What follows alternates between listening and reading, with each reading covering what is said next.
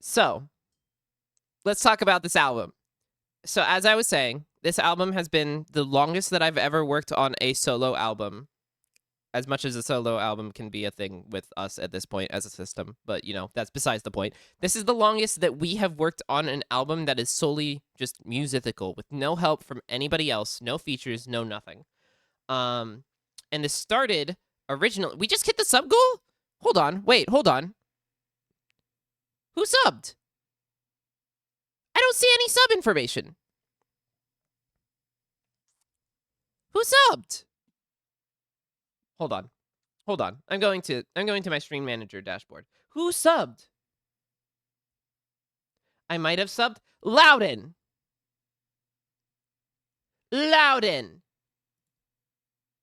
That is evil.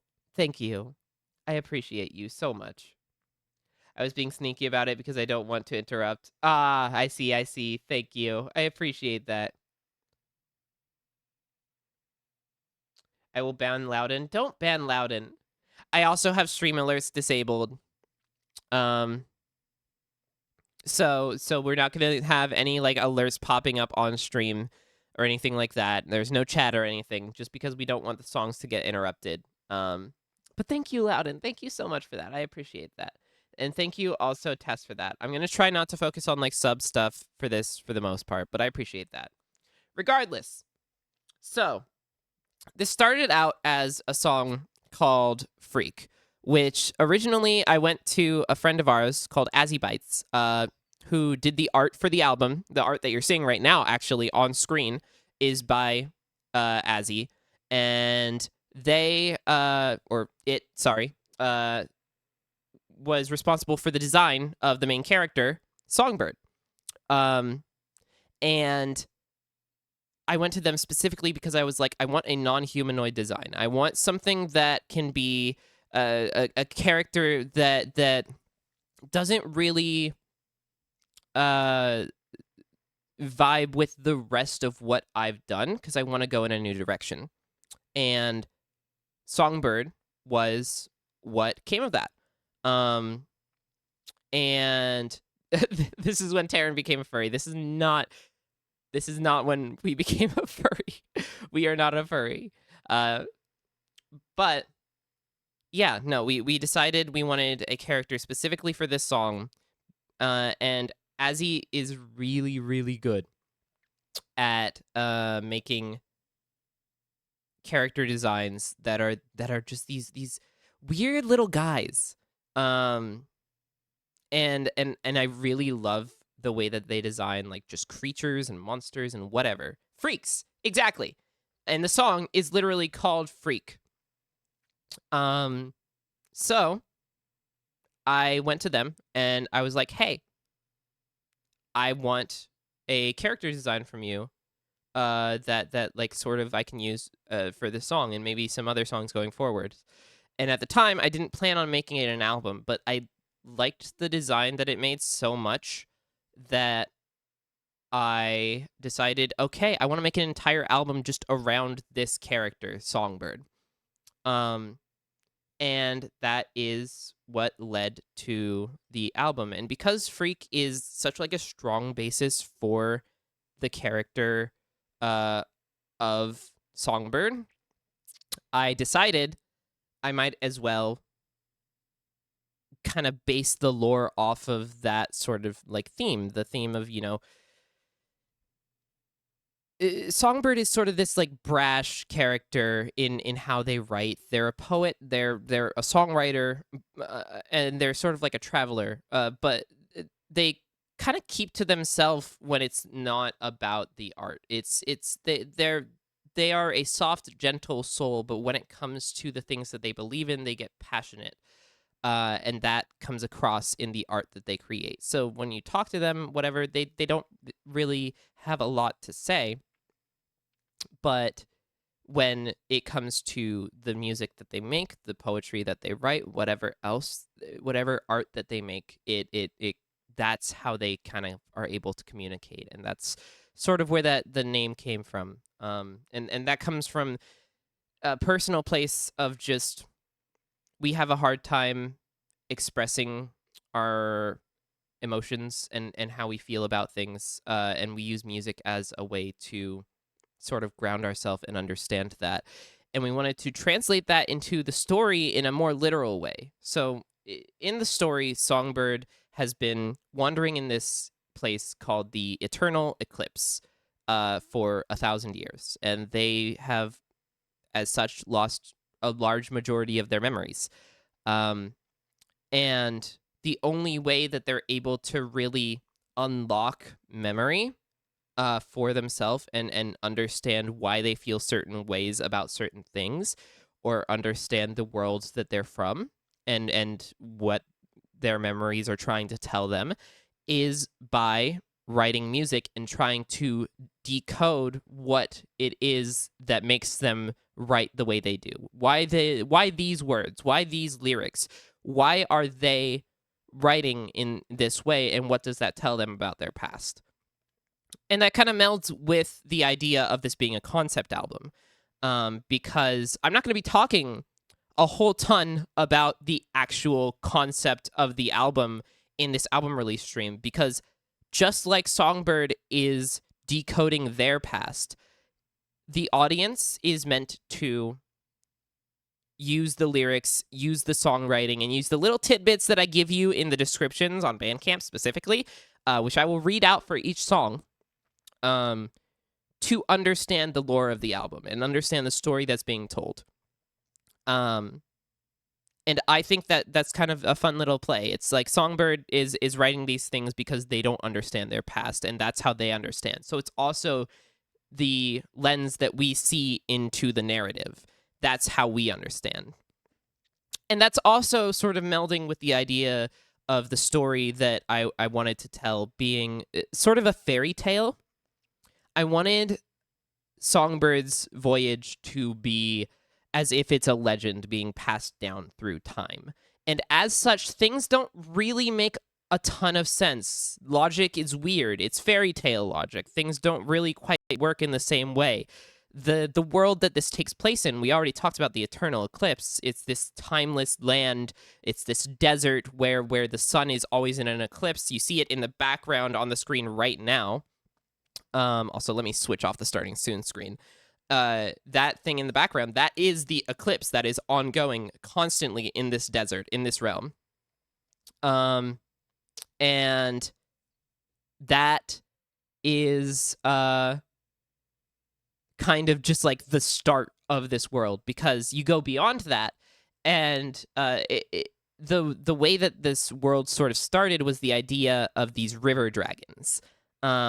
So there's these constant, like, flowing waters that flow through a void of nothingness, and along these, like, streamlines, these waterways, that's where the name of the album comes in, Songbird's Voyage Through the Waterways, are these lands that kind of are these isolated bubbles that break through the nothingness. And the only way to get from land to land is through the waterways. But the currents of the water are way too strong for any living creature other than these river dragons, whose scales are so dense and able to withstand the water. So that's how people travel. However, Songbird has been gone for so long, and now that they're finally able to find a way to return to the lands, that's what it's all called. It's not like a world, it's the lands. It is these floating lands in the middle of nothing. Now that Songbird returns to the lands, there are no dragons left. There is nothing even indicating that there ever were dragons in the first place. So the mystery of the album is kind of figuring out, one, what is Songbird's fuck, not the dragons. Yeah, I know, Zakori. It's so miserable. What happened to the dragons? And that's the point. You're supposed to get invested in this idea of the river dragons. And then you learn what happened. I didn't kill them. No, I didn't kill them. You're supposed to wonder what happened to the dragons. And also, Songbird has something to do with this. And they don't know what is going on. So that's the mystery of the album, is figuring out what happened to the dragons and what in Songbird's past ties them to the dragons. Also, you may notice I keep using they them for Songbird. Songbird is non-binary. Not necessarily like a gender, but non-binary. And I just thought I'd throw that out there really quick. I haven't really gazed at the Blurv's world building that hard yet, but I'm liking what I'm hearing from it. Yeah, so a win is a win. Yay.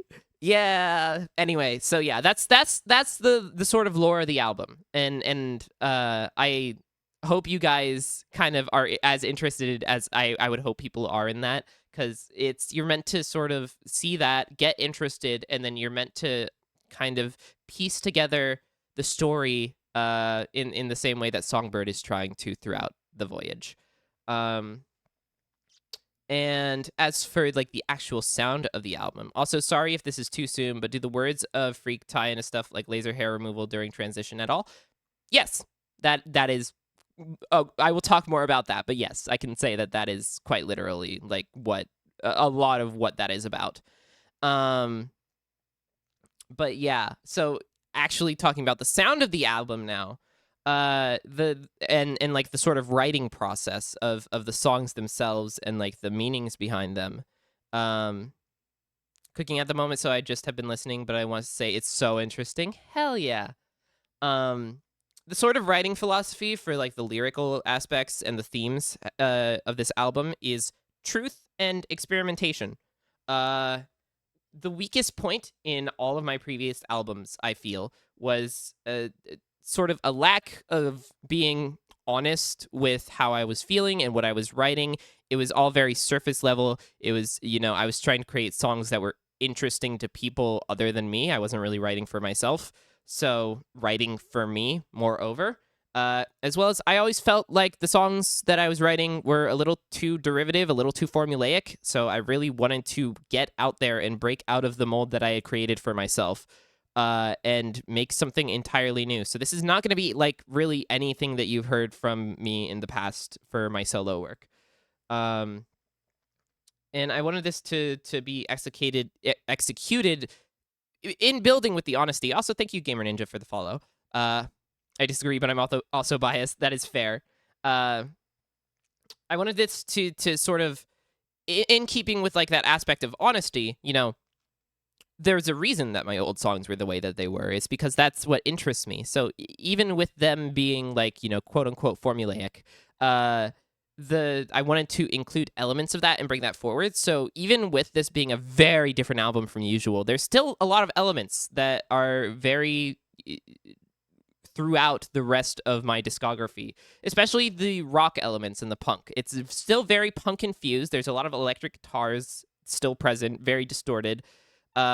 And the songs are meant to be personal first and then implemented into the story afterwards. And so I would write the songs from a place of how they personally affected me and my life and my story, and then I would have that reflect in Songbird's story and tailor them, make changes here and there if I needed to. Some of them I didn't need to make any changes because, the story it's speaking from a place of my personal lived experience.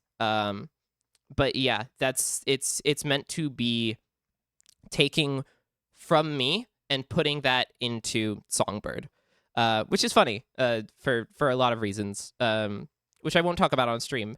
But that's, yeah, I really think that this is the most truthful I've ever been with an album. And I really hope that there are moments where I don't break down in the middle of the stream talking about this stuff.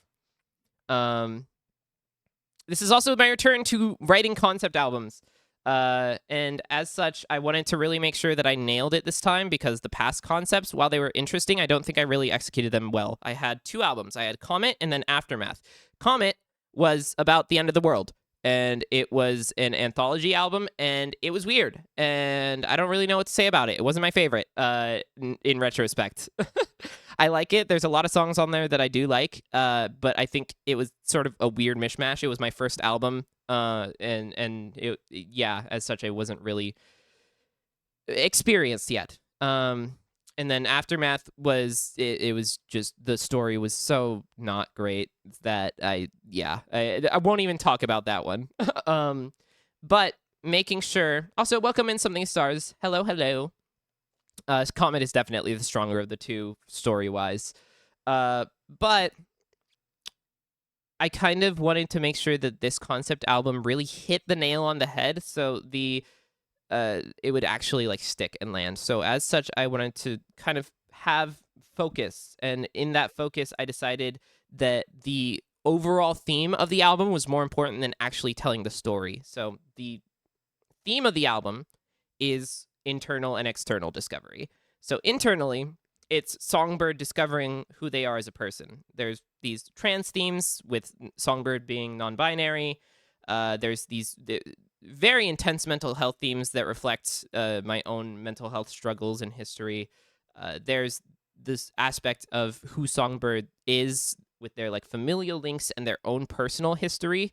And then there's the external discovery, which is discovering the world around them because they don't remember. You're saying you didn't like Aftermath of Aftermath. Sounds like me after. Shut up, Alexi. But yeah, there's this external discovery, which is the world around Songbird, because they don't really remember the world that they come from, and they're so disconnected from it because it's been 1,000 years and the world is so different now. So they're trying to discover what happened to the river dragons. Why aren't they there anymore? Why is there no trace of them? What is the lands and the waterways from a viewer perspective? What are the different places that we're going? What is the eternal eclipse, and why was Songbird trapped there? Who are the people of this land? Songbird is what is called an avian. So, like, and then there's these water nymphs that are in this one land, and there's the dragons, obviously. So, what are the different people? What is the cultures? All of that, and that's something that's explored. And there's a lot of those elements that I have defined, but were cut out of the album at some point, because originally this album was supposed to be something that I can just constantly build on. I wanted a really, really, really strong foundation, and I wanted to be able to build on it as I went. And now we're at this point where I built on it to a point where I think it is worth having this album. But there's a lot of story elements that are just loose and out there that aren't fully there, and we don't have the full picture yet. So I do plan on continuing this story at some point. But with all of that said, I think it's time that we actually get into the songs.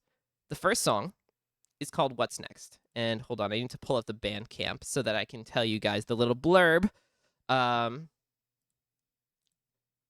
I'll read out the blurb at the beginning of every single song, and then we'll play the song, and then I'll talk about the song. And that will be sort of the flow of the stream. So, first song, What's Next? And the little story blurb that you need is, Songbird is seeing visions in their sleep of memories they haven't had access to in over 1,000 years. And with that, let's get started. I don't mean to alarm you, but things aren't gonna get better anytime soon. And despite what they say, they will make their mistakes and will take back our lives to fight another day. So what's next for you?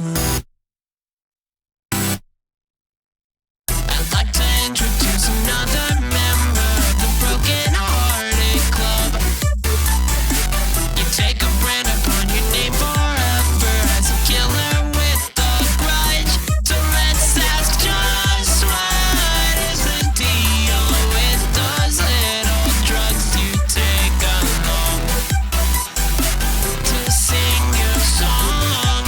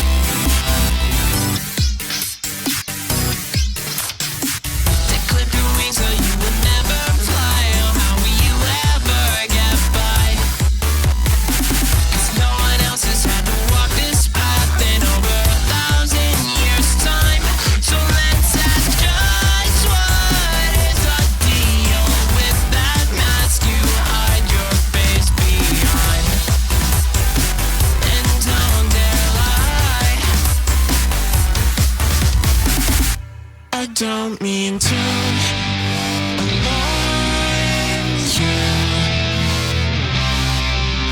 but things aren't gonna get better anytime soon. I don't mean to alarm you. Things aren't gonna get better anytime soon.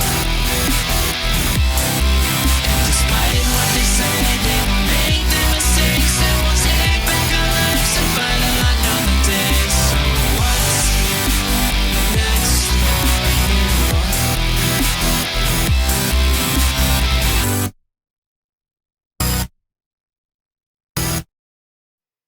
So, what do we think? I know a lot of you have heard this one before. This is one of the ones that was released before the album. Albie gets to hear all of this for the very first time. I need it injected into my bloodstream. This is a song that wasn't my favorite when it came out, but upon re-listen, and especially in the context of the album, it's now one of my faves. I love this song so much. This was one of the very first songs that I wrote for the album, and it has had a lot of time to sit. And when I made this, I wanted it to kind of define the sound template of the album in a lot of ways. So I really wanted to make something that was a complete like derivation from, or sorry, divergence from what I'd done before. So it was either the second or the third song written. I don't remember exactly where it was in like the writing process. But yeah, it was sort of just like a jump into the deep end. It feels like eating scrap metal. This is a good thing. Also, I think the songs are a little loud compared to the speaking moments. Maybe this is just me here. I can take my voice up a little. Hold on. There we go. I'd say these lyrics are timely, but they've been timely for what feels like 1,000 years. Yeah. Oh, that's a little too loud. There we go. But yeah, hold on. Actually, I can add a limiter onto my voice. Let me do that. Filters. And add a limiter so that we don't accidentally hit the threshold. There we go. But yeah, so this song, I wanted to make something that was completely different from what I'd done before. And as such, I looked into some elements of genre that I was interested in at the time, but I hadn't really ever experimented with making myself. And that was EDM and just like more like dubstep elements. Also, there's just the tiniest little sprinkling of that in there. But mostly like EDM, and especially like taking elements from video game music has always been something that I've done. But I wanted to take some of like the harsher elements of more modern games. Taryn also jacked my samples library a while ago, and there's a lot of samples I recognize in this album. Yeah, there are quite a few samples in here. This is a very sample heavy album. Also, a lot of sound fonts were used in this, which I've explained sound fonts in other streams, so I won't get into that a lot. But I think for this song specifically, the biggest inspiration probably was Deltarune, if I'm being so honest, and Toby Fox's writing style for specifically the background instrumental. And mostly just like the way that he writes boss music, I've always been very fascinated by. And I took a lot of elements from that and just was like, yeah, let's put that in this weird song and see how that works. And I think it really did work. It has this chaotic element to it that it kind of feels like just like so much is happening at the same time, but it all kind of just coheses together in some weird way that I can't really describe perfectly. It's, I think a lot of the synthetic elements and distortion really brings it together, and a lot of the distortion on this album really is what helps different synths just meld together to create a more overall sound. Because I fucking love messing with distortion in weird ways, and I really wanted to get some really crazy weird distortions on this album. So that's kind of also a big aspect of the experimentation. I also wanted to experiment with weird rhythms. This one doesn't ever really go out of 4/4. And that's for like every song on the album. I don't think that there's actually a single song that's not in 4/4. But I wanted to experiment with how cadence lands in the 4/4. And as such, this song, something you might notice is that the kick lands on the 2 and the 4 of the bar. So we have the 1, 2, 3, 4, 1, 2, 3, 4. So usually when you have that, it's the kick landing on the 1 and the 3. The 1, 2, 3, 4, or just the 1 or whatever. Or like 1 and then 4 and then 1 again. But with this one, I just wanted to fucking do weird shit. So I decided, yeah, 2 and 4 this time. Let's make that and have the snare be the main hit. And that's what you'll notice with this song is that the rhythm elements are just unconventionally like fitting into normalcy. It takes the 4/4 elements and just decides, no, we're gonna do something that's not normal at all with that, but it's still fitting into this sort of catchy rhythm with it. And that's kind of what I wanted to do with the rhythmic elements of the album is make them catchy, but make them feel slightly off. There's also just such a heavy use of sidechaining in this album to give the synths rhythmic sound. And a lot of like the synth design are these like hyper pads that you hear in a lot of modern EDM and hyperpop music. And those have this really high like hiss pitch, and if you sidechain that to the kick, it gives it a lot of rhythmic elements. And this is actually, I think this was one of the first songs where I experimented with having a invisible kick, where the sidechain is going, but you don't actually hear the kick that's making the sidechain actually bring the volume down. Also, like many of the songs on this album, there is electric guitar in there, but it really only hits with the body of the electric guitar in the very last chorus to kind of give it that really intense sound. The rest of the song, it just is like a single guitar in the chorus and it's long held out note. But in the final chorus, we bring in these like panned guitars with like real actual distorted guitar body. And it gives it this like really huge sound in comparison to the rest of the song. And that's kind of where I had a moment of realizing, oh, this is how I can meld my previous sound with what I want to do now. So really, this song is kind of the template for the rest of the album, as far as like sound designing goes. If it's something that's like within the overall sound of the album, this is where that originated probably. And with that said, we're going immediately into a song that is kind of not fitting with anything else on the album. It's very acoustic. It's very light and melancholy and sad. And thank you for the hydrate stars. I appreciate that. And it doesn't really fit anywhere else.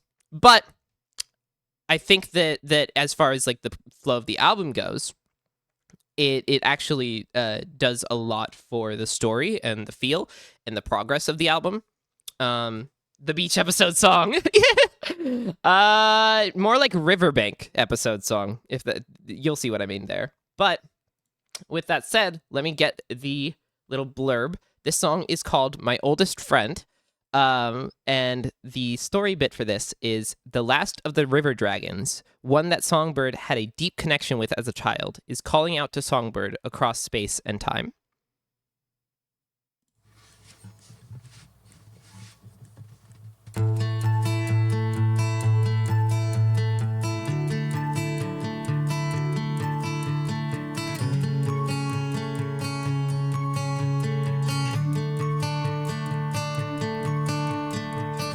Little tadpoles in the riverbank, wait 1,000 years and what do they make?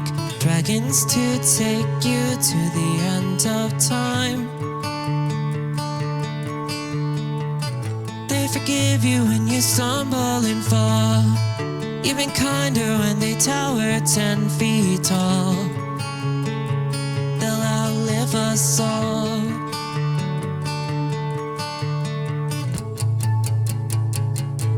Don't close your eyes too soon. You're missing out on all the good that you're about to do. Why should I cry for you?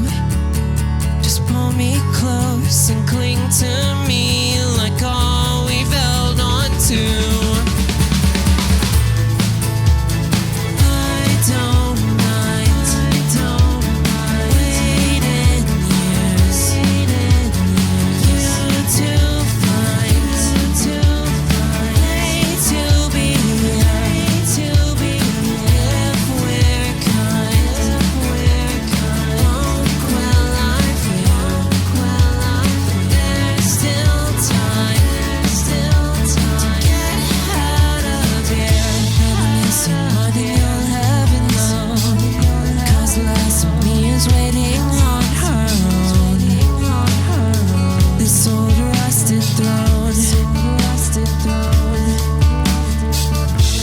Cities where the water swells, I am far too young to know how they fell, but I know you can tell,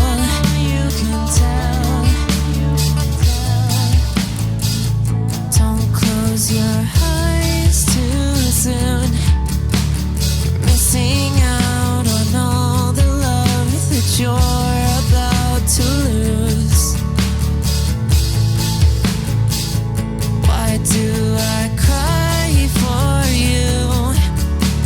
My oldest friend will find me here. I know they always do. I don't mind waiting years. You to find way to be if we're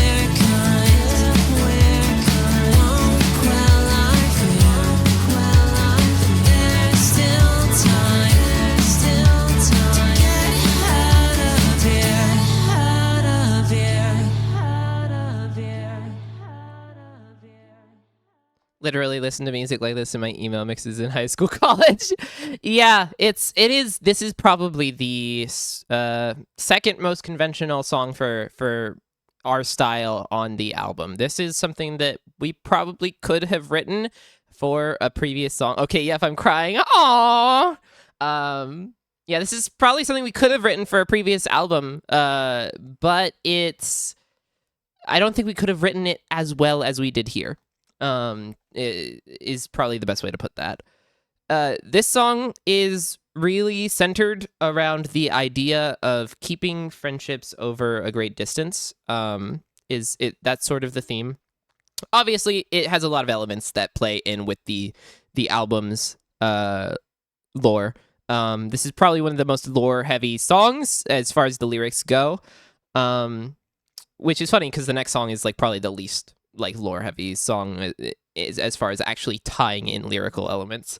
But it's this idea that like, I mean, it's obvious, right? I have so many friends that I've kept online, and I'm sure so many of you do as well. And also so many friends that I've only been able to keep touch with online because I've moved away or they've not been able to like stay in the city that we're in or whatever. So it's this idea of there's a grief in that, right? Of it's you have these people that you care so much for. So there's that aspect of like love and adoration for the people that you have as friends, but then there is grief in not knowing when you'll ever be able to be in the same space as those people.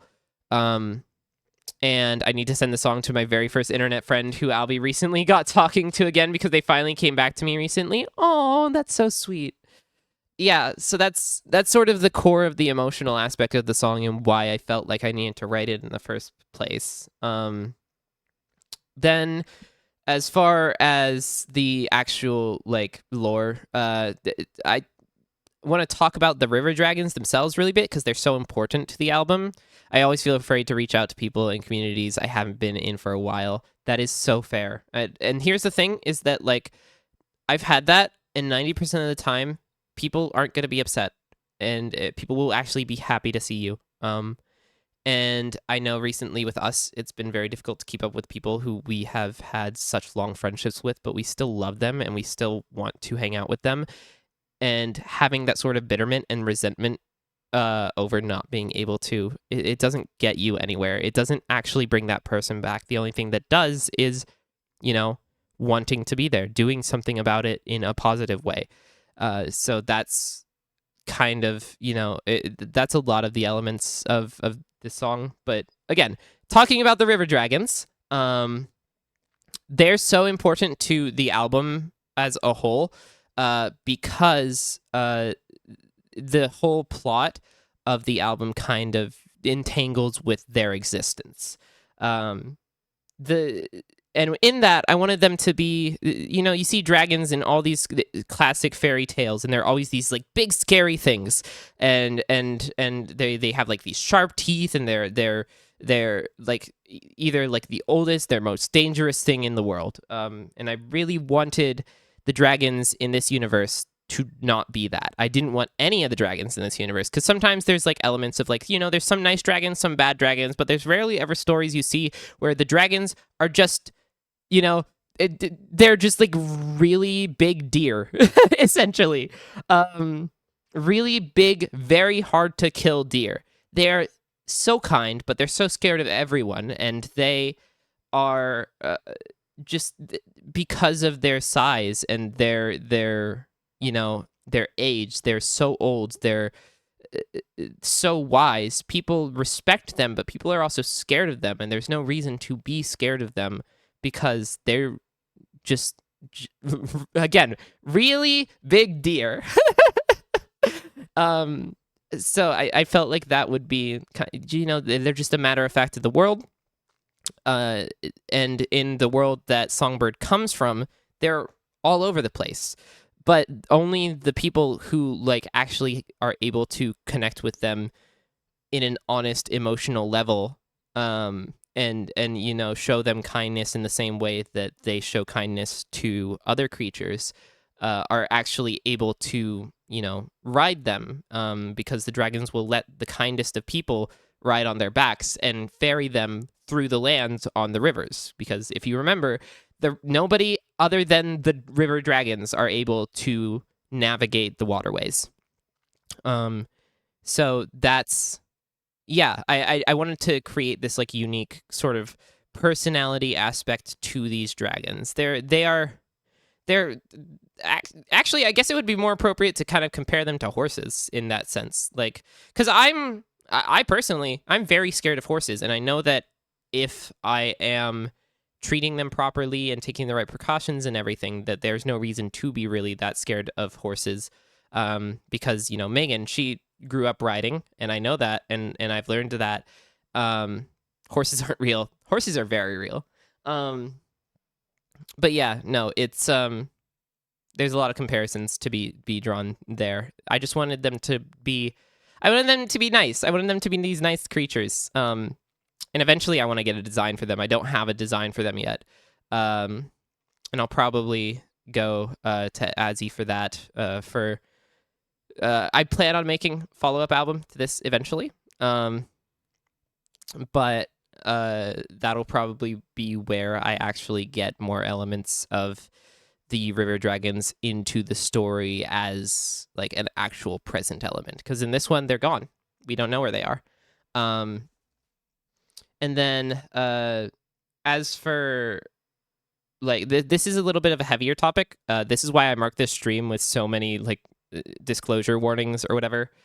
We are going to be talking about death quite a bit, and specifically mental health, ideation, and that sort of thing. So if that's a heavy topic for you, I totally understand if you need to leave. I'm not going to like get too in depth into it. But this song does focus a lot on, and this is throughout the album, on this sort of weight of being alive. and yay, yippee, death. I struggle a lot with mental health, depression, and suicidal ideation. And one of the things that people sort of misunderstand is that with suicidal ideation, you don't want to die, but the weight of being alive is such a burden. And that's a really big theme of the album. And I'm not going to go into the details there because that's a lot. And also Twitch gets really weird with it because their like rules about like talking about this kind of stuff is like they say what they say, but it's always a toss up. So I'm not going to go into depth, but I'll mention it when it's relevant. And then if you guys care to know more, you can look into the song and try to go from there. But yeah, I'm not going to talk about that too much. This also kind of is a song reflecting my growth as a musician with working with Avid, because I started this song a long time ago. This was also one of the very first songs that I started work on for the album, and I only finished it relatively recently. And as a result, it has a lot of elements from what I learned working with Avid. It has a lot of orchestral, acoustic instrumentation. The body of the song is really strong, with a lot of focus on the bass of each instrument, which is something that really I wouldn't have been able to experiment with and actually like learn to work with if not for Avid. So I don't think the song could have been finished in the way that it is without having worked with Avid. So I guess I have a lot of working with him to thank for that. Regardless, though, that is my oldest friend. And now we are moving on to a song called 5150. This one is also a bit of a heavier song. This one deals with a lot of mental health stuff. So if you are susceptible to that, again, just warning there. It deals with specifically talking about like mental health institutions and my personal experience with one. So yeah, just warning there. But as far as how it ties into the story, the blurb on Bandcamp is, after leaving the eternal eclipse, Songbird reflects on their time trapped there for the past 1,000 years.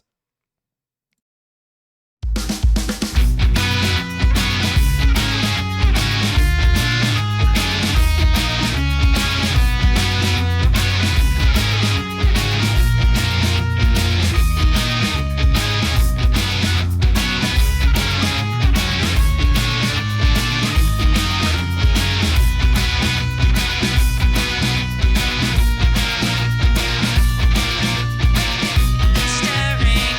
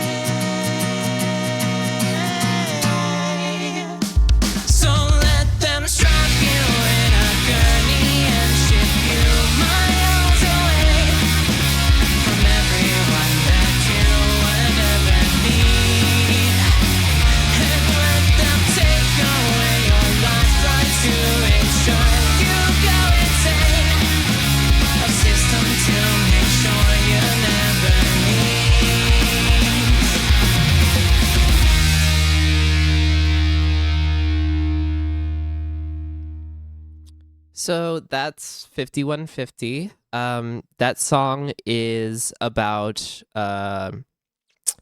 for reasons I will not say, but you can probably assume. I was put in a stay at a mental health institution when I was 16. It was a 3-day stay. I was released after like the minimum amount of time that they need to keep you. This is the one that hits me by far the hardest. Yeah. It's it's maybe one of the darkest themes on the album. Is the one that this is directly surrounding. Okay, I think this song is a little heavier than just 5 pounds. um, but yeah, I didn't know how to write this song at first. It took me a very long time to get the sound, and I think the number one thing that I sort of landed on was this sense of denial. There's, I think a lot of this is like the source of a lot of our medical trauma, and as such, we block a lot of it out. I can't really remember a lot of what happened during those 3 days, but I can only kind of get glimpses of it through writing music. And I think the only way I was able to do that is writing it as a more sort of upbeat, energetic style of song. It's kind of one of those classic, the song sounds pretty and it sounds, nice and energetic and fun. And then you listen to the lyrics and you're like, what the fuck? So I think, and that also ties in, with the themes of the plot of the album. Songbird also doesn't really remember any of their past, and the only way they can unlock that is through song. And I think that's where this song is where that idea came from for the story. And as such, the lyrics are kind of a little bit more on the nose. And yeah, I love when songs have tonal dissonance between the lyrics and the music. Yeah, and here I feel like a lot of times there's not really a good reason for that, but I feel like here there really is, because there was a purpose for it being so. Because if I tried to write this as like a super dark, depressing song, I wouldn't have been able to write this. So this is the way that this song exists, and I think it's catchy, and I think it's fun to listen to. But then you like listen to the actual lyrics, and you're like, yeah, what the hell? It's also one of 2 songs on the album that are in more of my traditional style of writing. The sort of heavy punk rock sound that's like very early Green Day inspired. Wanted to make it sound like something that my audience is sort of used to, but with more of a modern writing style of what I've learned over the years. So this is like maybe the most traditionally us song on the album. I think what really sets it apart, though, from like a mixing standpoint, is like the drums, because like fuck, I have improved my drum mixing so much in the past few years. It used to be so bad. It used to be all high end. The cymbals and the hi-hats used to drown out everything. And I think that really shines through here is like, especially with how it interacts with the new mastering, like that I've been able to work on for a while. I think that's the only way I was able to make it fit with everything else on the album, was getting the percussion just like locked in with the mix. This is like probably the most rhythmically interesting song on the album from a compositional standpoint. A lot of the songs here are rhythmically interesting for production reasons. This one, we're focusing on swing rhythm. We're focusing on triplets. The hi-hats are kind of crazy sounding in certain parts, and I'm very proud of them. So I think that this is maybe one of my favorite songs compositionally off the album. Definitely not my favorite mix. There are certainly songs that are mixed a lot more interesting and that I like a lot more for like production reasons, but this is maybe one of my favorite songs from a writing standpoint. And that bridge is maybe one of the most straightforward and brutally honest lyrical things that I've ever done. So yeah, this one's hard. It's hard to talk about. It's hard to say exactly what I want to say because that's what the song is meant for. It's the song itself is saying more than I could ever say just talking about it. And that's kind of, its place on the album is to set that standard, to create that level of honesty. Also, I am going to snooze the ads for now because we're about to get into another song. So I will get that song going as fast as I possibly can right now so the ads don't interrupt it. This one is called Something in the Water. This one is about regicide. Yay! The little blurb is Songbird finds a new empire has risen and the lands are vastly different from the ones they knew before. Also, hi Vartini, welcome in. We're just about to get into a new song, so I hope you guys enjoy.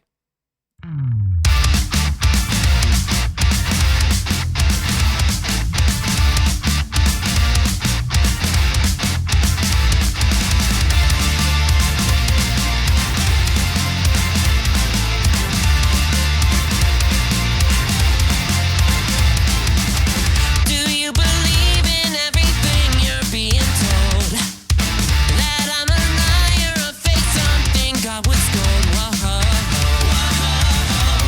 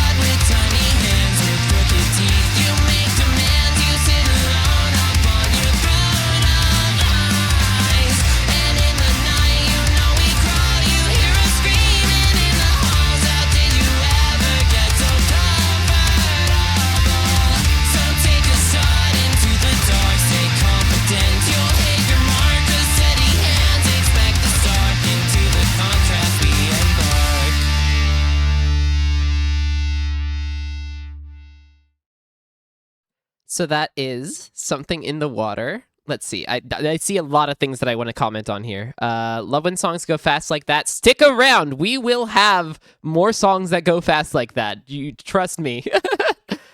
Playing God with Tiny Hands. Okay, I know who this is about. Yeah, it's pretty obvious. Man, I can't wait to put this album on my music rotation. I'm so glad you guys are enjoying the songs so far. One of my immediate favorites. Yeah, I really like this one. Woo, Tiny Hands. Yeah. Let's see. What else? This is very Panic. I love it. Yeah, Panic at the Disco is a huge inspiration for us. And I didn't even realize it, but yeah, you were so right.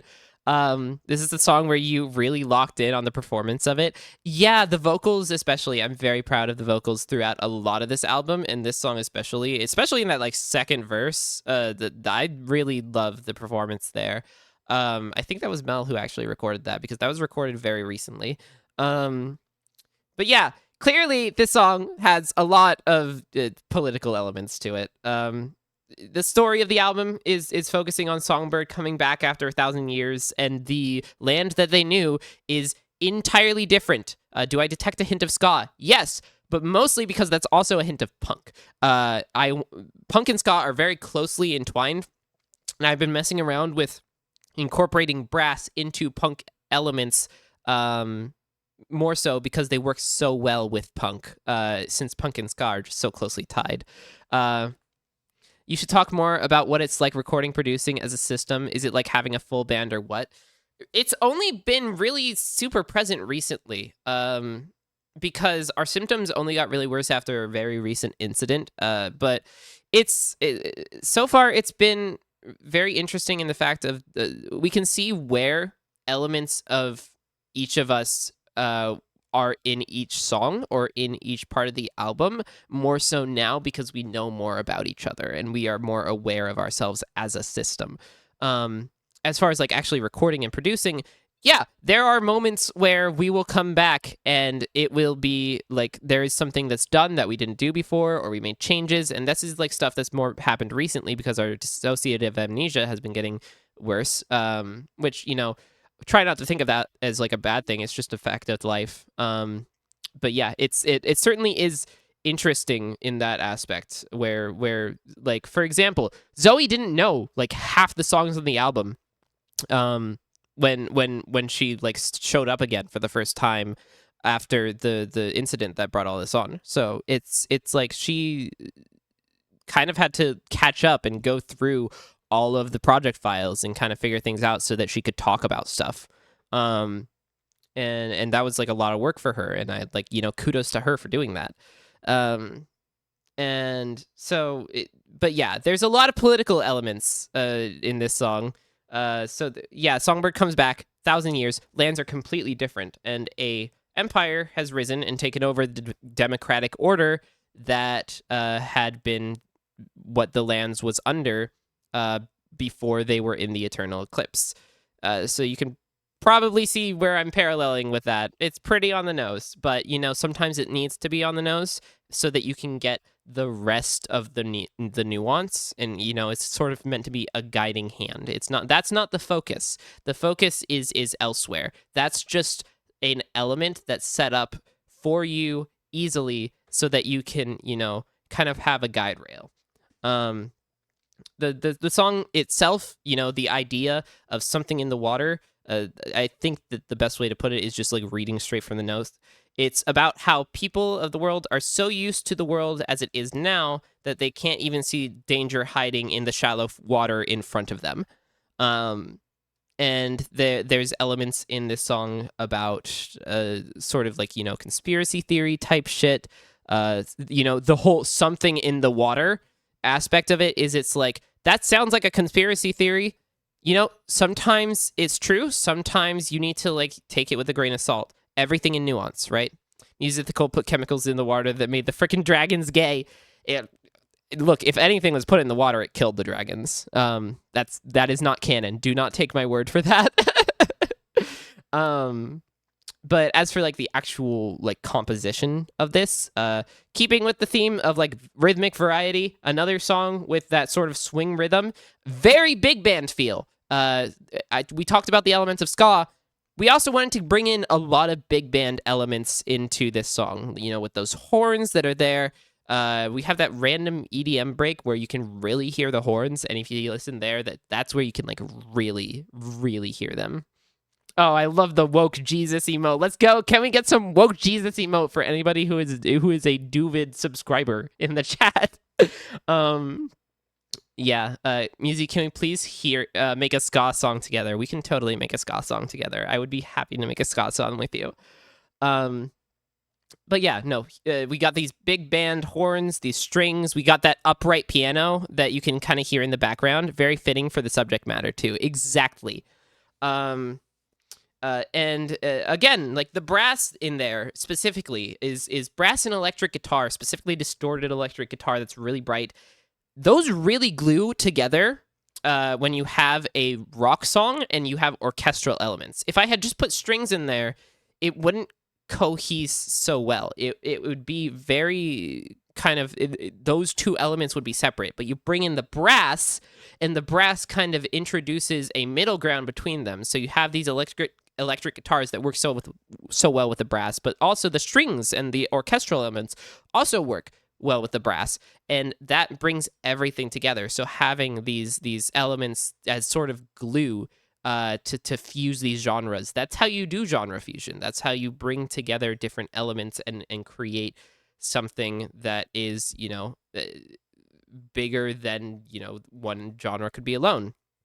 No one else is sub to Duvid, I think, so I will simply spam more woke Jesus for you. Fuck yeah! And then the one Duvid bonk. Hell yeah.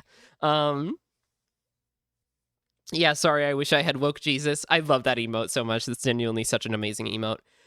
Also, I got sneeze. I didn't fucking sneeze. I'm so upset.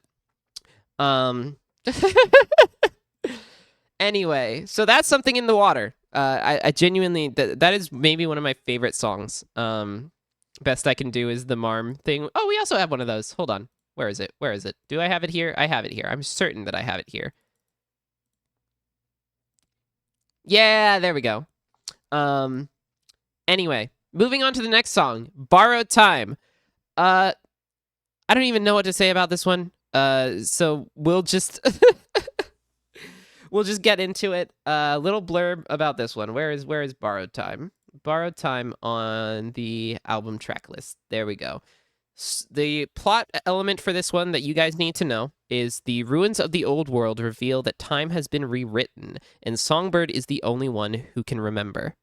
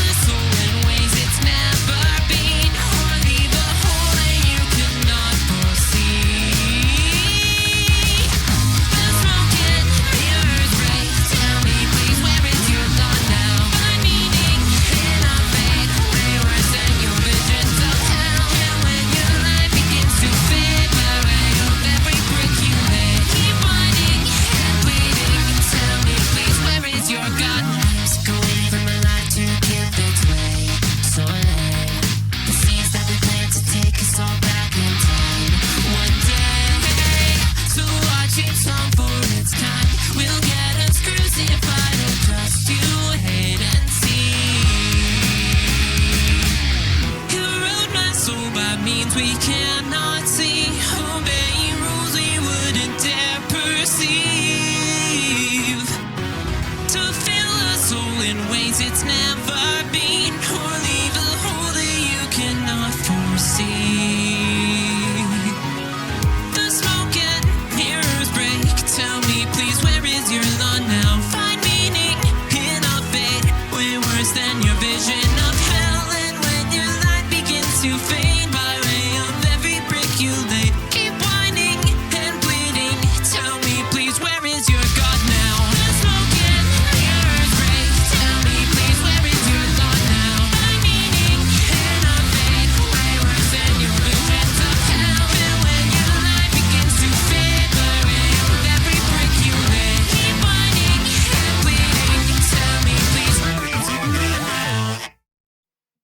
Well, what do we think? Honestly, that might be one of my favorite songs compositionally on the album from like both a production and compositional standpoint. Oh, I love that song. Um, this you might have noticed, but the first half of this album so far, this is the end of the first half of the album. Uh, been audio on only driving, still bopping. That's so fair. I'm fucking screaming. When I get Tess excited about a song, that's when I know it's good.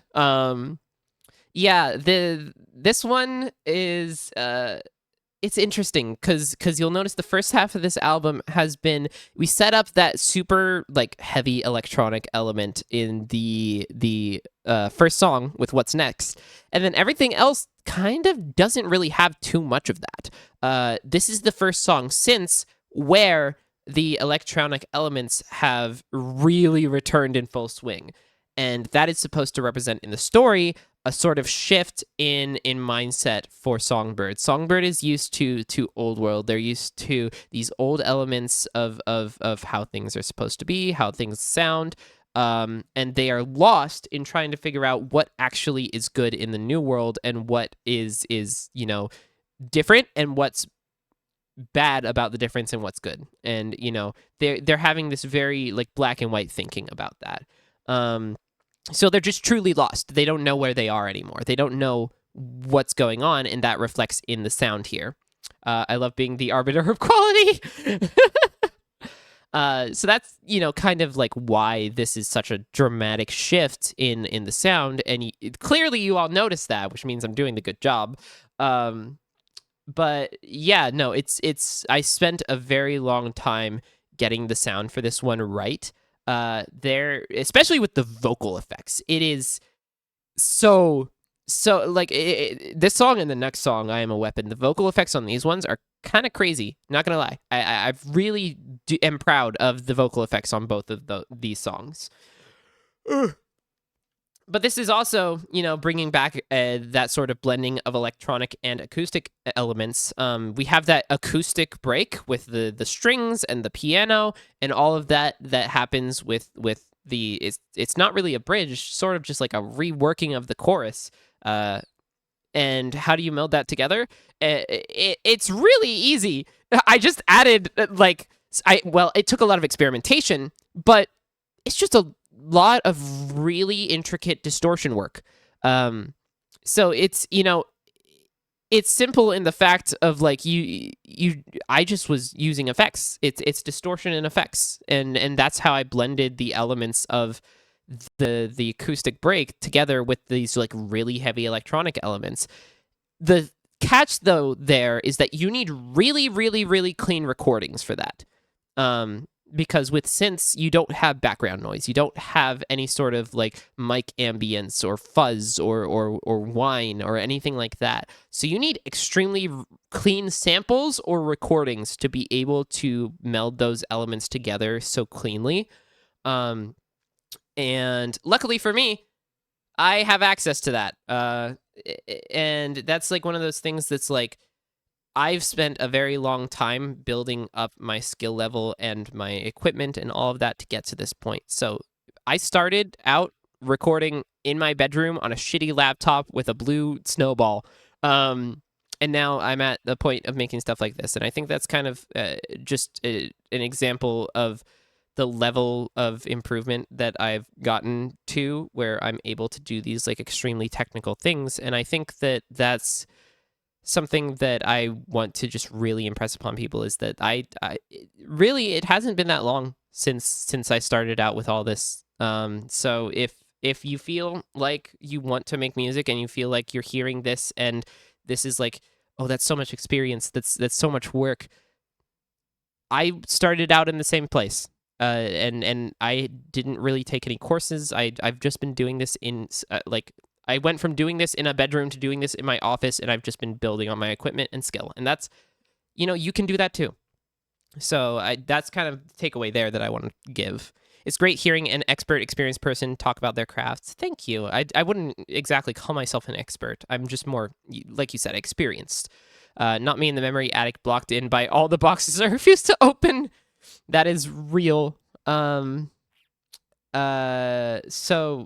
as for like the themes of this song, it's really focusing on how Songbird is feeling this sort of bitter resentment because they're under this new sudden oppression that they don't know how to deal with.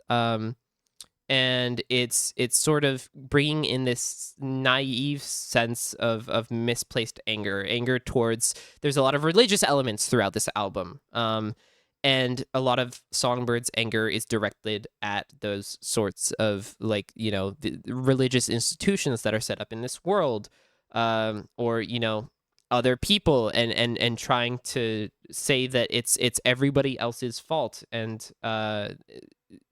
it's not focusing on what the real problem is, and that's where their mindset sort of is. And they're getting exhausted, they're getting tired of this. We're halfway through the album, we're halfway through this part of the journey, and Songbird is tired. They are exhausted, and that is what the oppressive empire is banking on, is people being tired and exhausted and too worn down to actually do anything about it. And there's an element in there where Songbird starts to see the truth of it all.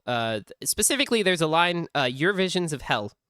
It's people often, or I should say, oppressors often twist elements that are meant to be something noble into something to use as a weapon against people so that they can validate what they're doing. And religion is a great example of that. Religion has been twisted time and time again from its true intention and its true noble meaning to be used against people and used as an oppressive tool. And that is a lot of the focus of this song. And I don't really want to get too much into more of that right now, because I do want people to read into a lot of the album and be asking questions and stuff like that. And any more I could say would give too much of the plot away. I want that to be work that you guys do, because this is also supposed to be a puzzle. But regardless, that is what I have to say on Borrowed Time. I really like that song. I hope you guys also really like that song. Now we're getting into a song that has been around for a while now. This is another one of the ones that I released as a solo video. I Am a Weapon, and this one, I think the mix on the album is so much better than any of the previous mixes that I had. So I adore this song. This is one of my favorites. I think it's one of the more unique songs on the album. And yeah, I let's just get into it. The little blurb, the story bit. Songbird must confront who they are and their role in history.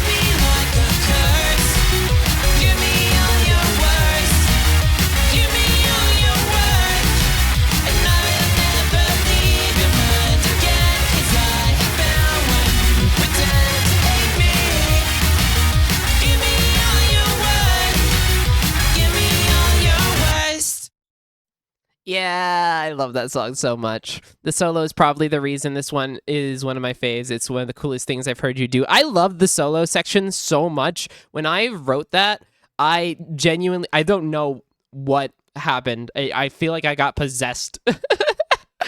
Hey, wait, hold on. There may be a reason for that. um, Making a realization live on stream. Wow, hold on. Crack that song, it's insane. For now, my favorite song is Every Song. I love that. Okay, let's talk about the themes of this song for a second, because the name I Am a Weapon is very intentional. Because you probably have heard the term art is a weapon before. And that is a saying that is specifically meant to be that making art is an inherent act of resistance.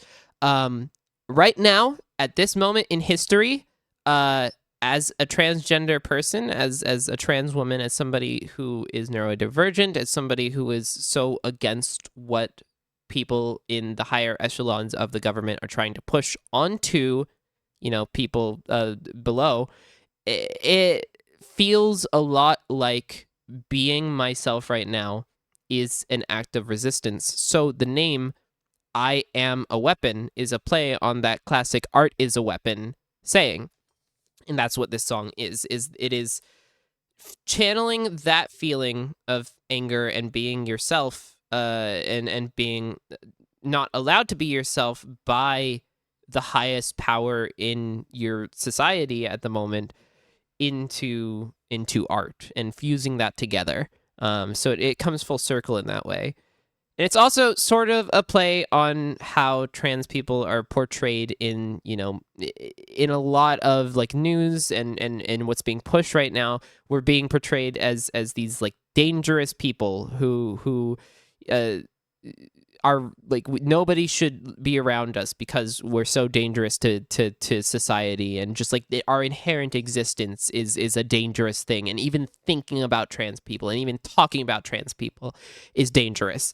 And the reality is that maybe we are dangerous, but not to society, but to the people who are trying to control society. We are dangerous in our existence to oppression and fascism as a whole, because our existence is in direct opposition to those beliefs. And that's not a bad thing.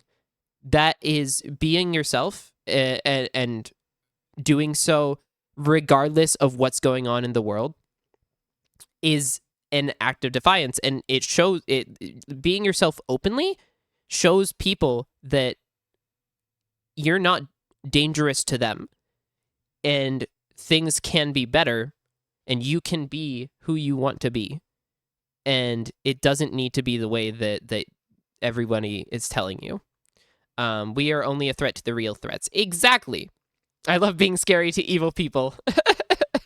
I might make people think gay thoughts. Yes, Alexi, I am the evil puppet master making people gay. But yeah, that's themes are very on the nose. That's what this song is about. And probably like the most, I think, cohesive political commentary in the whole album. We're turning all of the frogs gay. The frogs were already gay, baby. I think they are gay all the time. We didn't make them that way. You're certainly pretty enough to make people gay. Shut the fuck up, SARS! /pause / lighthearted. Okay, let's see. As for the actual like composition, it's this is like probably by far taking the most video gamey sort of influence in putting it into a song. And the reason that is because there's a lot of distorted audio, there's a lot of lo-fi sounds, which you hear a lot from like old game systems. But also I don't use a lot of automation in this song. A lot of what I'm doing is little tricks that you would have to do if you didn't have automation, if you didn't have a ton of like intricate control over your MIDI. So it's taking on a lot more of a programmed feeling to it, and that's what makes it sound super gamey. Is that it's not utilizing tools, it's utilizing techniques. And I think that that's really fun, sort of adding a restriction to yourself to create creativity somewhere else in your process. I also really wanted this song to get across that sort of anger and resentment and that overbearing feeling. So a lot of the song was intended to sound sort of, especially in the verses, really just aggressive and kind of almost menacing, I guess is the right word. I don't know if menacing is what it came across as, but I definitely think I achieved the vibe that I was going for. I love hearing about the creative choices you make. It's always so interesting. Thank you. I can't always talk about them the way that I want to because I'm bad at words, but you know, I like talking about my process when I'm able to. This is also a song with a lot of sampled elements and sound fonts, like Snow was talking about earlier. There's a lot of samples, and I use sound fonts very clearly in this. Sound fonts are a very easy thing to manipulate because they are so lightweight on your computer. They're so lightweight on the song, and they usually are sounds that have existed for a very long time. So that and because sound fonts as a whole have existed for a very long time, people are creating tools all the time to use them more and more. So I love using sound fonts. And if you're getting into music, I highly recommend that you try using sound fonts to you know, inspire you to create elements of whatever. I love using sampled sounds and sound fonts. It's something that I've been experimenting with a lot recently. We have it in a lot of Avid songs too. Less so sound fonts, more sampled elements, but yeah. And then there's one lyric that I specifically want to talk about, which is, I'd rather risk my life than save my soul. This kind of echoes back to, Borrowed Time again, with the theme of twisting religion to use as like a weapon against people. It's saying not necessarily that I don't want to participate in religion, but that save your soul part is like, you need to save your soul. You need to stop being gay because then you're not going to go to heaven. That's not how that fucking works. And you know, it's saying that I would rather live as myself, and if that means that I am risking my life, and that means that you don't see me as part of your religion or whatever, and that's not compatible with you, I don't fucking care. I just want to be myself. I would rather risk so much just to be me. And that's a you problem. That's not a me thing. Soundbox have a very unique sound and are free. They're great to start with. Exactly. I highly recommend looking into sound fonts if you are looking into making music yourself. But yeah, that's I Am a Weapon. I am so proud of this song. I think it's one of the best, like, thought out pieces on the album. Look, the Bible says a man who lies with another man should be stoned, and to BH, it helps. That's all I'll say. Oh, Alexi, I love you. How is a favorite supposed to be chosen here? Hey, you don't have to choose favorites here. I love all of these songs so much. They all have such unique aspects to them, and I think they all stand really great on their own, and I think that's why I love this album so much. Anyway, we're getting into a really good song here with Chemical Creature as the next one. Let me read the little blurb, because I think just jumping straight into this one is the best thing I could do for it, because this one stands so well on its own. So, story bit for this. An empire must fall, but Songbird quickly learns that they can't do it alone.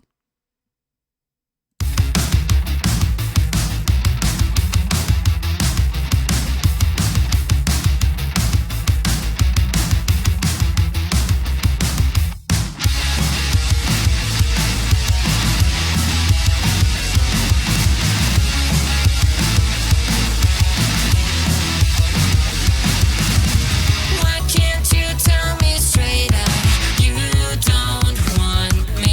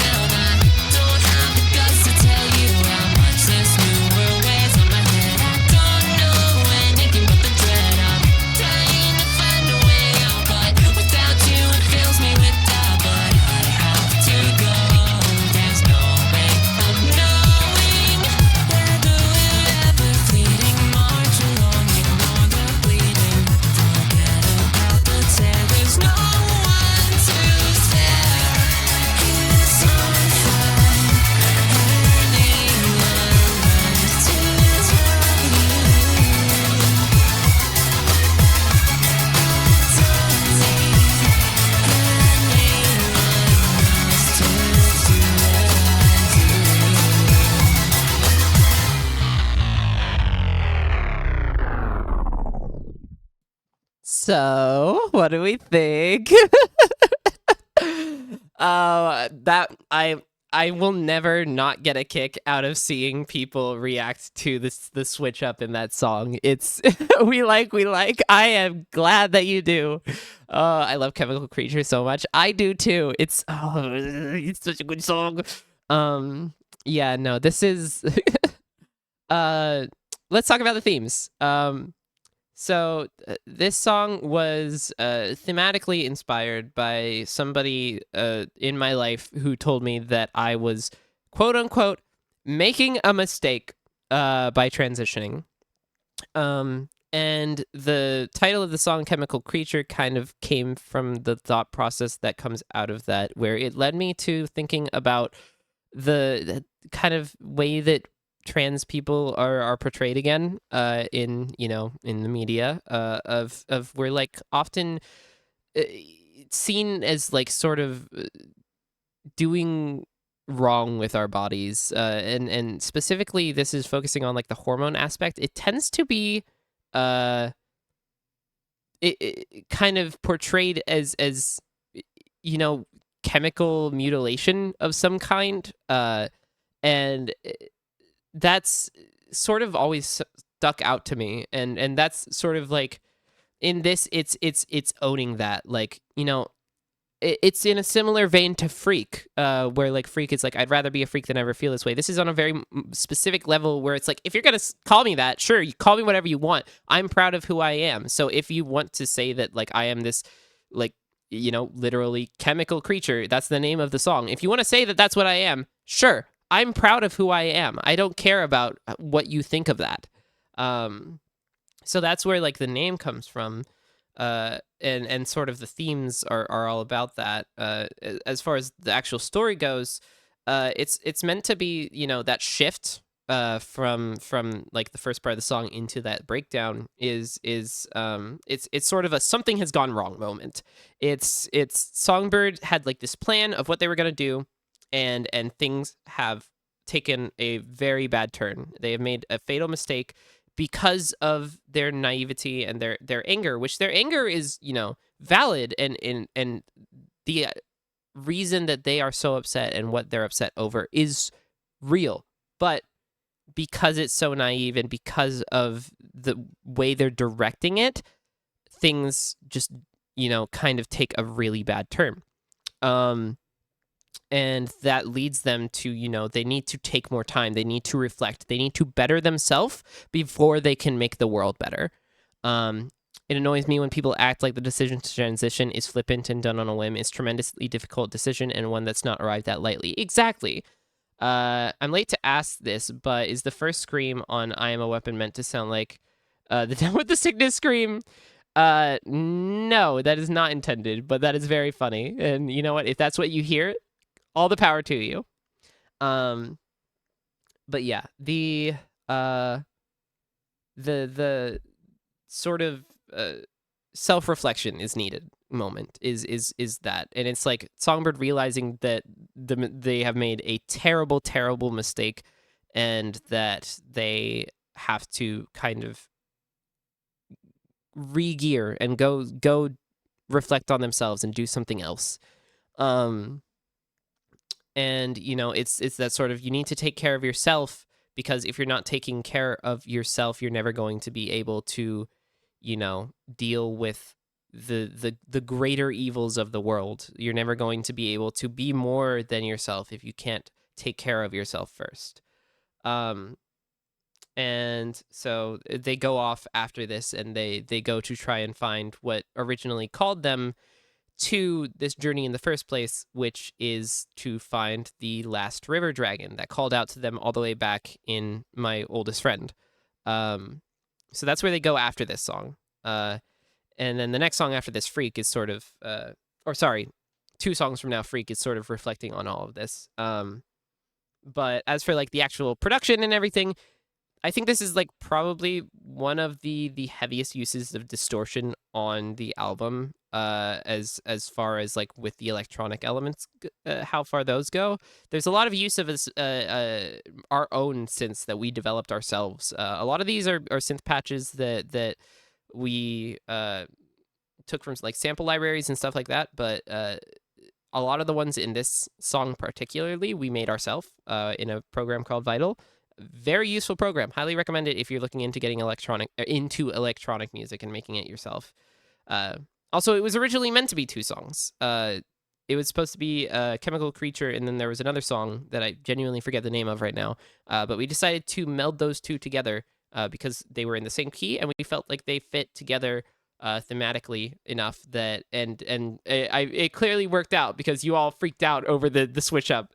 So and I still love every single time. Again, I love every single time that I see somebody react to that switch up. It's genuinely my favorite.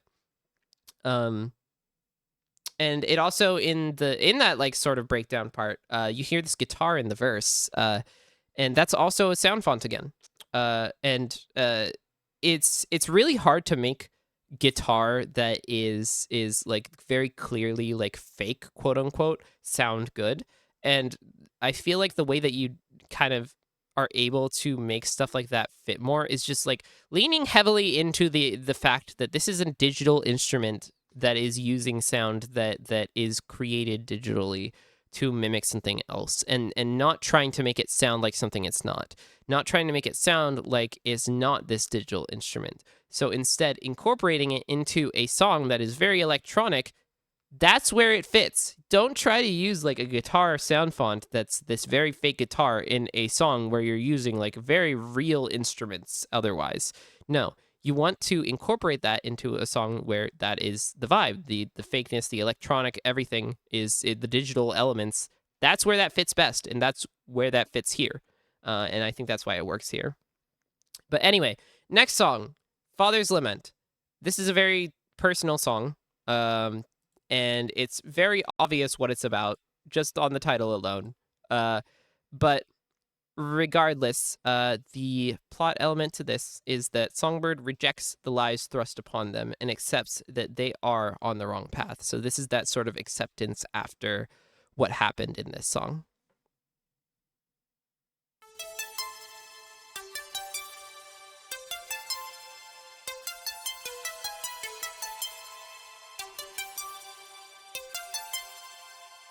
I'm getting tired of seeing this face. I'm getting sick of being this shape. So when I'm gone, don't take a nail from me, 'cause you're never worth a thing. Yeah.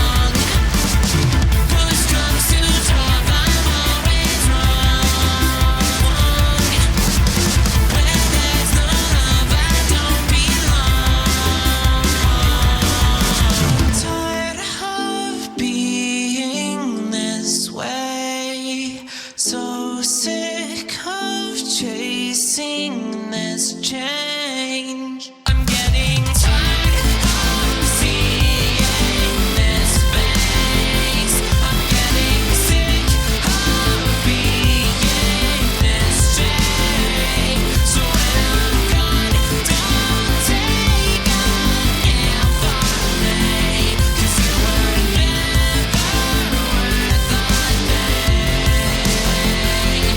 I'm tired of seeing this face. I'm getting sick of being this shame. So when I'm gone, don't take a name for me, 'cause you were never worth a thing. Yeah. So that is Father's Lament. That song is very closely inspired by actual family of mine and their opinions on my transition. If you couldn't tell, the chorus is supposed to be it, sort of like it's telling what my experience is and then saying, well, you don't really know who I am anyway, and you're trying to mourn me, but you never really knew, like, this person that you have in your head never existed. So what are you lamenting? Like, what is it that you're trying to say that I've taken away from you? You have nothing to mourn. There never was anything there in the first place. I'm still here. I'm still your family. So, like, why are you trying to act like there's something that's gone when I'm still here? Instead of trying to get to know me, why are you trying to say that I'm taking away a person that you thought you knew when that person never existed in the first place? And that is reflected in the story, as Songbird's father is supposed to be this, like, very big political figure, and before Songbird was banished to the eternal eclipse for 1,000 years, they were technically, this is a gendered term, but this is what they were called during that time, and this is the role that they rejected. I'm gonna allow that, and I'll read it in a second, Alexi. They were technically supposed to be some sort of prince of sorts, but they rejected that role, and that is part of why they were banished to the eternal eclipse. And before, that sounds very strange with the aspect of this being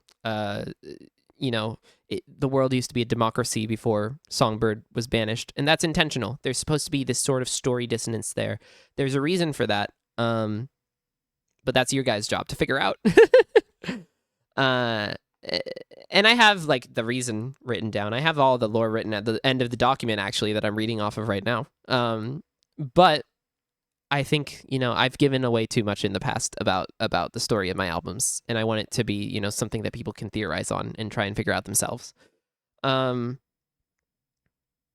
yeah, that's something that they rejected. They were being forced into this role, and they were being forced to be a person by somebody so close to them that they just didn't ever get to be the person that they truly are, and their family never got to know who they really were. So that's kind of where this fear and anger and resentment comes from. You're out of hydrates, but I'm pretending to do another. Got it.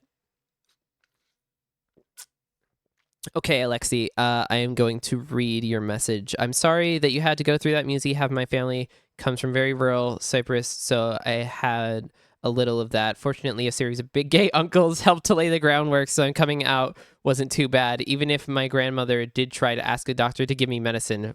Ooh. Oh, that's such a big yikes. But I do want you to know that we love you, and you actively make our lives better. The world is a better place because you're in it. Thank you, Alexi. I really appreciate that. So also, this is very clearly, like, talking about trans themes. I've already spoken enough about this, but yeah, agreed. I'm very particularly proud of one line in this song. I want to feel my body in unison with my soul. I think that this line is like honestly such like a concise piece of writing because it combines, elements of, Songbird's a musician, they're a poet. So it's taking the term unison and using that to express how they feel about who they are. And that's, very, very clearly tying in with the trans themes and all of that. And I genuinely just love that line so much. I also really wanted this song to be the climax. This after not saving soul line also reclaims that idea. Exactly. That was very intentional. And I'm so glad that somebody noticed that. There's a lot of little elements about that. I feel like this is really like, I think what builds on like big pieces of art like this, where it's like, a full album or like a movie or like a series, is having little things that all cohese together and work together to build such a big idea, to where it like becomes greater than the sum of its parts. And it's all these like tiny little elements. Like you have this overarching thing, but it's the little things that really like add the grit and the texture and make it such a meaningful piece. And I feel like I've somewhat achieved that here, I hope. But yeah, I wanted this to be the climax of the album. So as far as like the actual sound, I have these like huge strings, and the drums are taking up so much space in the mix with how they just thunder down. And there's very intricately designed reverb in this song to specifically give it that like grandiose feel. The synths are all super dark and dramatic. So it's, yeah, I really do feel like I actually got that like really massive climactic sound out of this song, and I'm very happy with how that came off. But now we lead into, after this big climax, this sort of melancholy moment with the very first song that was written for this album, Freak. And we talked a little bit about Freak at the beginning. This song was the sort of template for the themes of the album and who Songbird is as a person.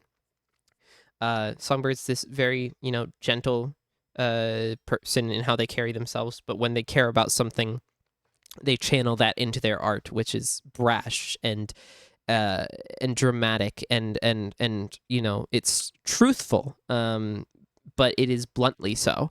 And that's what Freak is it is telling this blunt truth about who Songbird is and who they want to be. And without further ado, this, as far as the story goes, reads as follows. To heal the world, you must first heal yourself.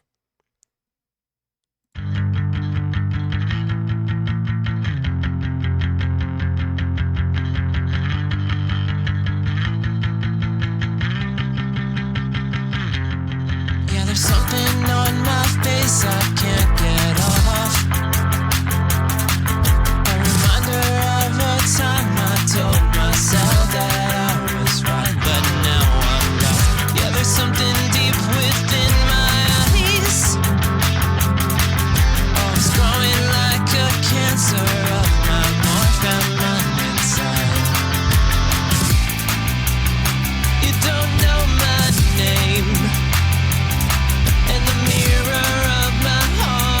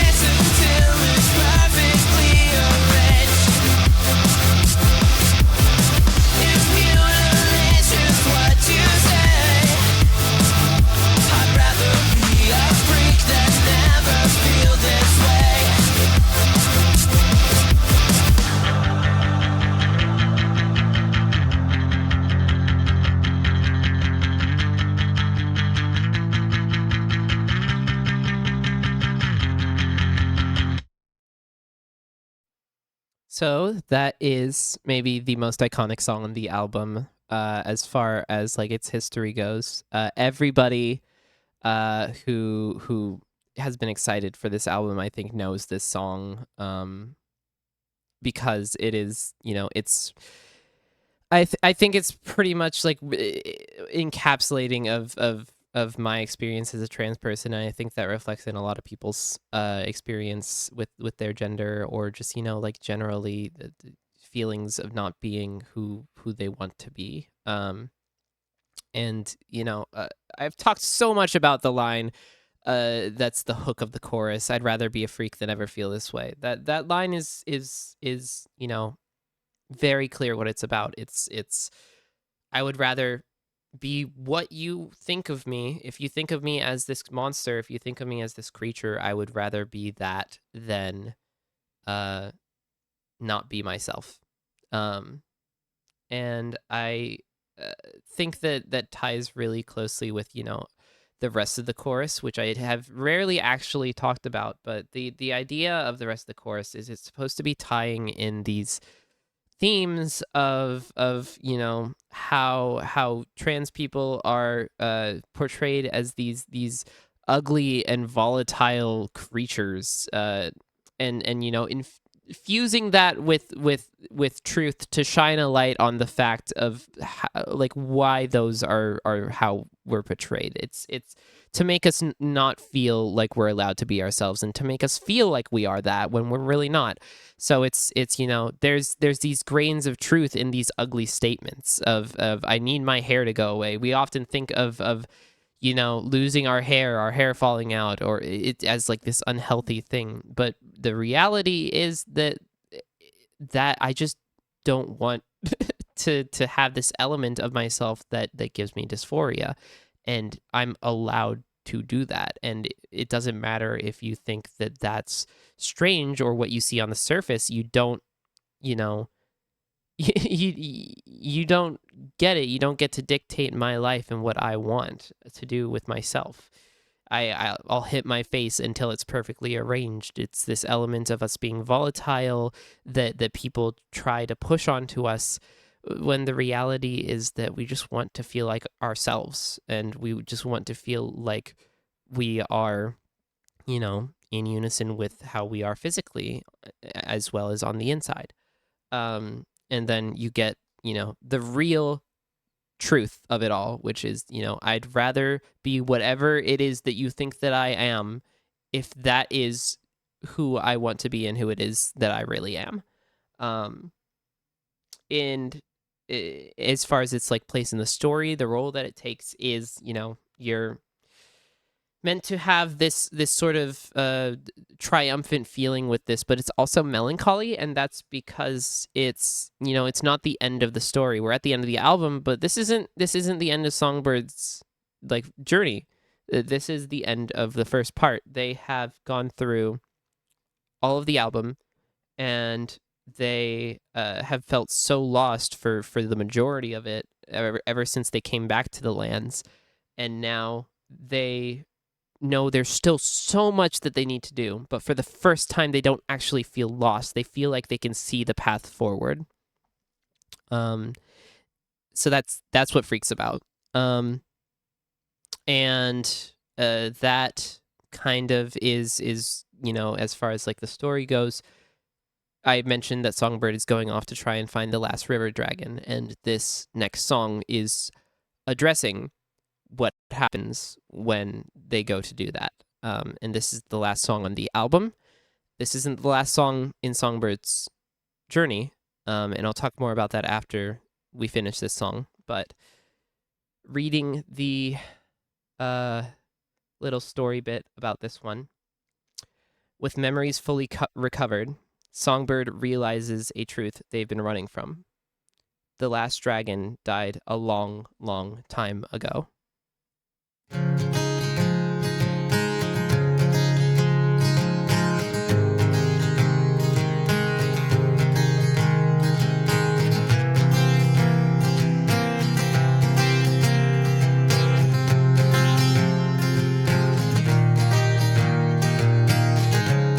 If I said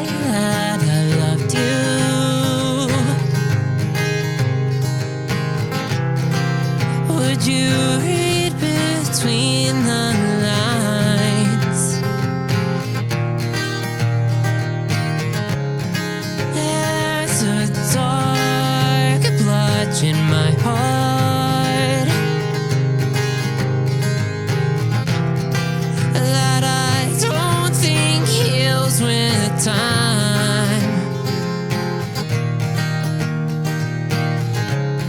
If we lost touch forever,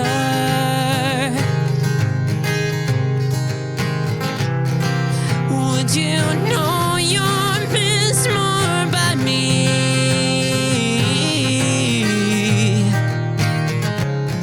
There's a light inside your love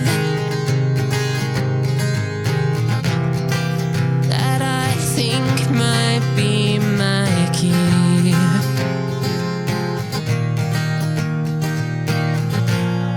And though the road is faded,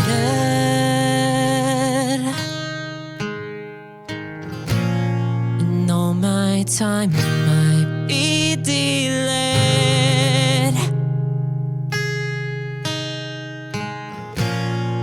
you might think you'll hold me for all time, but I can't live another day.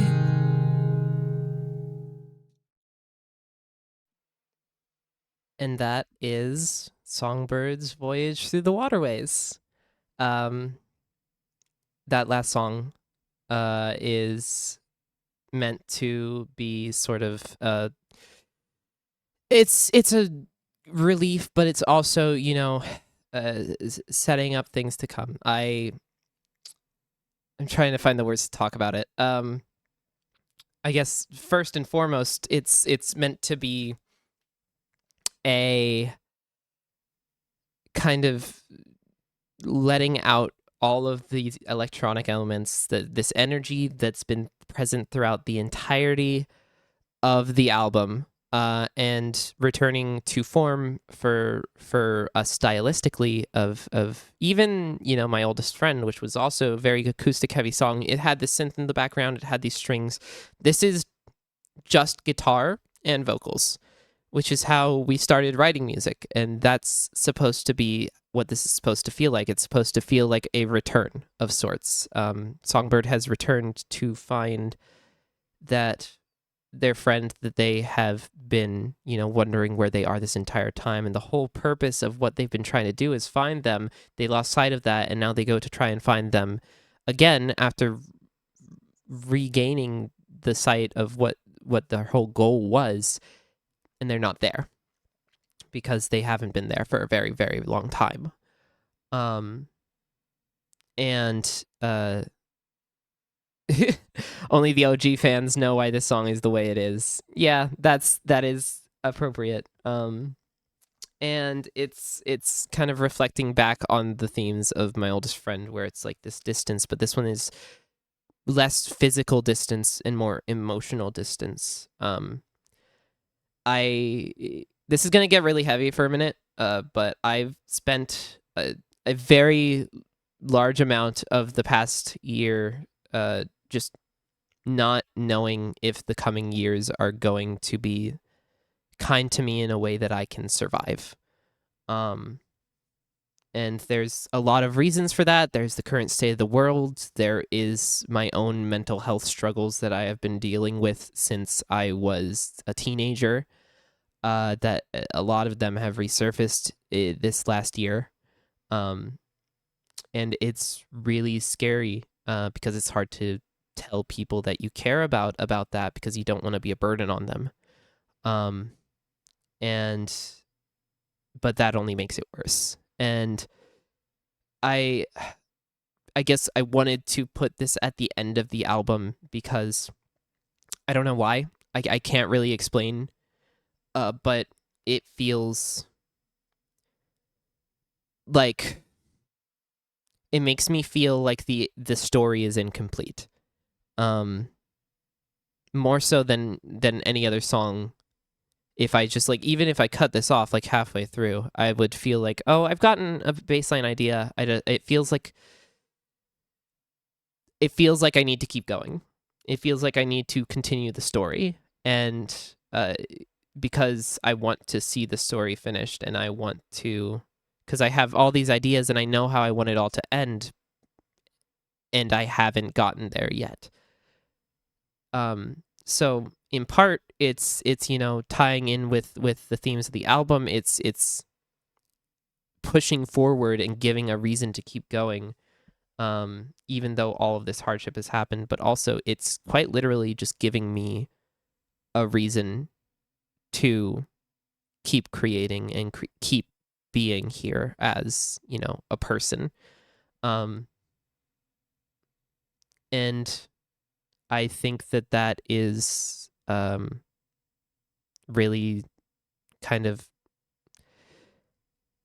the sorry, I don't know what to say. It's yeah, I think it's pretty clear what I'm trying to get at, but yeah, it's a really personal song, and there's a really personal reason why I put it where it is. But yeah, that's the plan for Songbird, is to continue with the story and make more music in this universe. And I don't know when that's going to come. And I think not knowing when it's going to come is good. And I think that's a good thing to have, is just like something that I can constantly just have as part of my life. Songbird was a project that was intended to set a foundation, and I wanted to set a really strong foundation so that I could just build off of that and have something to be passionate about for a long time.